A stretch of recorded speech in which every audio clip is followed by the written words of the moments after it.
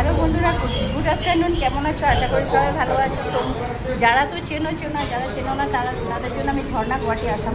High, আজকে দুপুরে মেনুতে কী আছে? দেখো, ভাত আছে, এখানে লেবু, শসা, পেঁয়াজ, এখানে ঝুড়ি আলু ভাজা আছে, ডাল আছে, এটা মিষ্টি কুমড় দিয়ে মিষ্টি কুমড়ের শাক আছে, পুঁই শাক আর কি।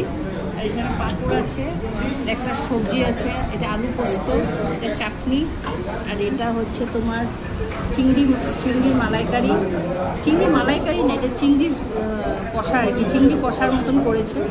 আর এটা হচ্ছে চিকেন, এটা হচ্ছে আমার মেয়ের থালি, এটা হচ্ছে আমার এই হচ্ছে আজকে দুপুরের মেনু। আমার এই ছোট্ট ভিডিওটা যদি তোমাদের একটু খুব ভালো লেগে থাকে, প্লিজ আমার চ্যানেলটি একটু ফলো করে দিও, লাইক দিয়ে একটু কমেন্ট করো।